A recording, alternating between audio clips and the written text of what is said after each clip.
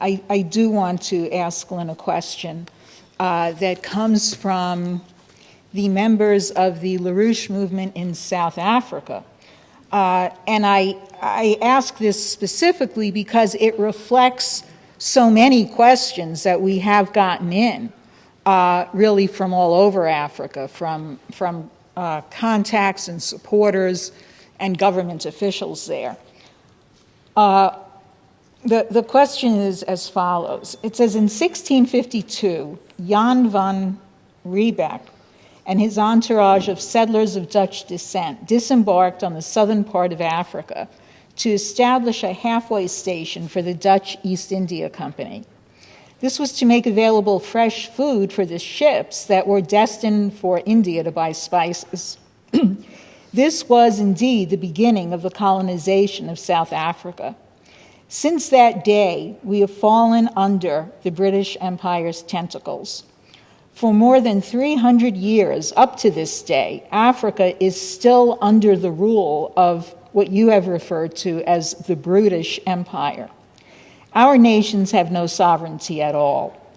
Some leaders in the past, like Patrice Lumumba and Thomas Sankara, tried standing up against the empire, but they were killed in short order.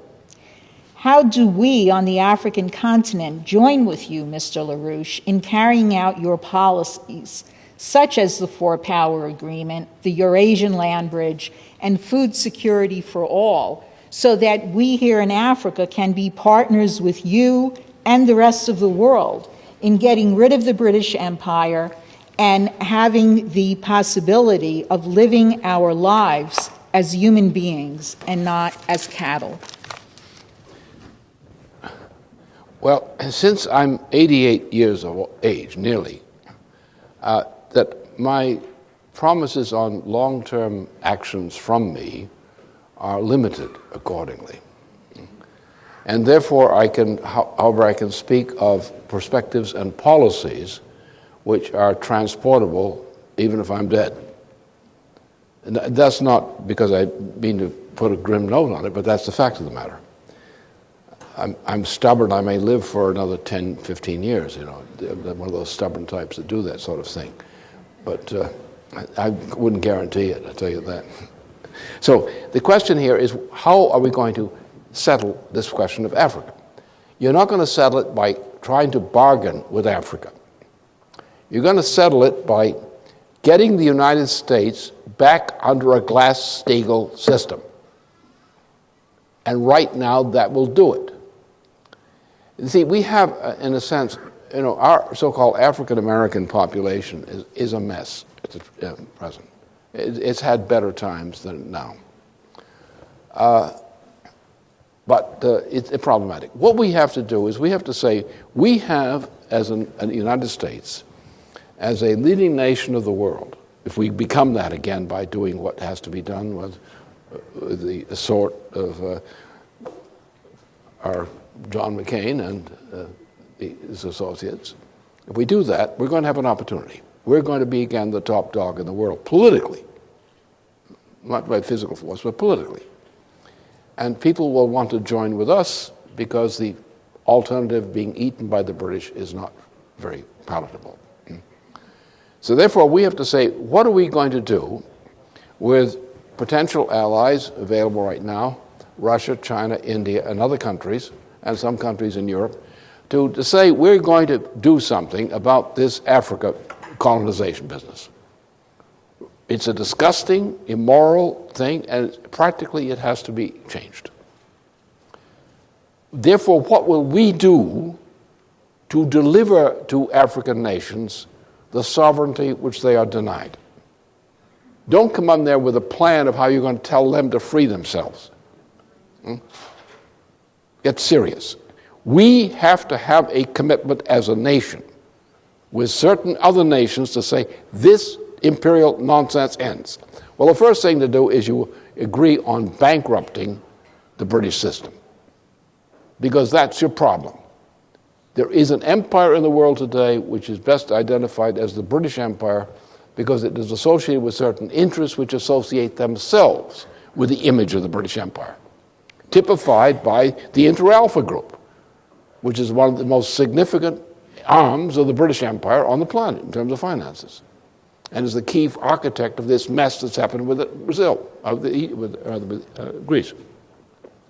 So therefore, the destruction of the British Empire is the first step required. Otherwise, no freedom of Africa. That's simple. So let's destroy the British Empire. We have now in our hands, if provided we get this Glass-Steagall reform through, we will have the power in our hands to do precisely that. So let's do it. Now, what does that mean? That means we make a commitment to certain projects. First of all, reforms of currencies and things like that they want done. So therefore, we will take and say, what does Africa need? Well, you take a photograph of all the areas of Africa at nighttime and look how many parts of Africa have light at nighttime. And you find very few. So all the talk about the success of this part, that part of Africa is immediately shown to you by the right helicopter ride across the territory of Africa. There are very few places where there are lights at night, visible at helicopter level. So therefore, what we need, Africa has a large potential for agriculture, which is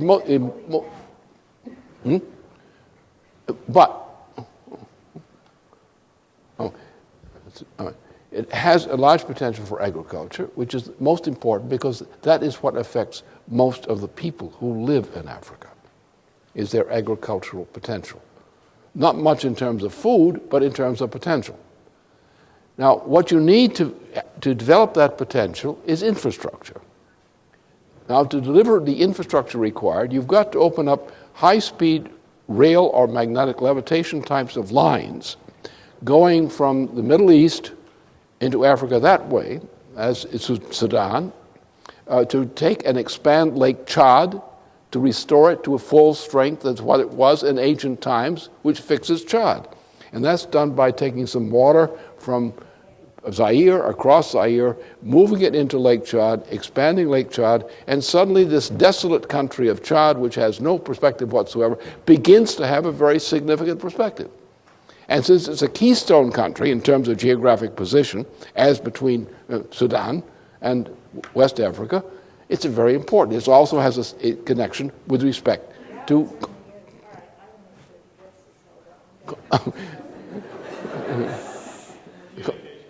Congo. Okay, I was distracted. Right. So now the other thing you have to have is, of course, you have to have the railroad system. Water systems, railway systems. Then you have to build an infrastructural system. In other words, you've got farmers. The first thing you're going to do to maintain the economy, you're going to get African agriculture back in business. You're going to give it all the assistance, right? You're going to provide the infrastructure with that purpose in mind.